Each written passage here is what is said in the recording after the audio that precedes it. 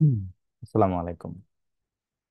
তো যে কোনো ইংরেজি প্রশ্ন যখন ফেস করতে যাবেন সবার আগে কিন্তু ভার্বটা দেখবেন।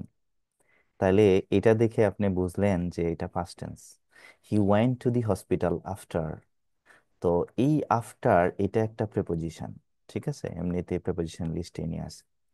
তো আপনি কি জানেন যে টু ছাড়া যদি অন্য কোনো প্রেপোজিশন থাকে, আমাদের গ্রামার এক্সের 20 নাম্বার রুলের মধ্যে এই জিনিসটা আছে, অনেকগুলা রুল একসাথে। ঠিক আছে।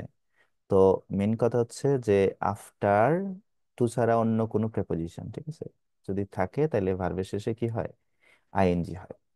এখন আপনি এইটা আর এইটা, এই দুইটার মধ্যে আটকাইলেন। ঠিক আছে, এটার মধ্যে সরাসরি ভার্বের শেষে আইএনজি, এখানে বি ভার্বের পরে আইএনজি, তারপর এটা হচ্ছে ভার্ব 3। তাহলে আপনি এটা থেকে কিভাবে উদ্ধার পাবেন যে এই, এখন তো 50-50 চান্স কোনটা হইব। তো এইটা মানে একটা ভার্ব নিয়ে যদি আপনি কাজ করতে চান তাহলে অবশ্যই ভার্বের, একটা ভার্বের যে যা যা আপনার জানতে হবে সেটা হচ্ছে এই ভার্বের সাবজেক্ট, এই ভার্বের অবজেক্ট এবং টাইম নিয়ে। এখানে টাইম অনুপস্থিত, সাবজেক্ট অবজেক্ট দেখা এই সমস্যা থেকে বের হওয়া যাবে।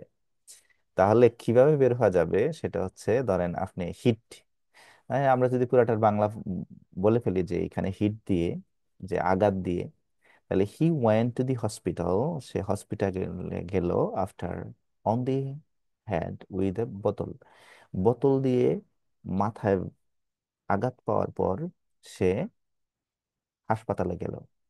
তাহলে এই আঘাতটা, এই আঘাতটা আসলে কে করছে?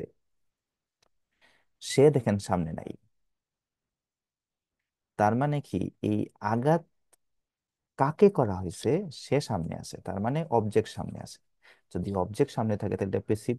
তাহলে পেসিভের এখানে বি ভার্ব ছিল, সেই বি ভার্বের শেষে আইএনজি দেওয়া হয়েছে কেন? কারণ প্রেপোজিশনের পরে যে ভার্বটা আসবে সেই বি এর শেষে কি দেওয়া হয়েছে? আইএনজি।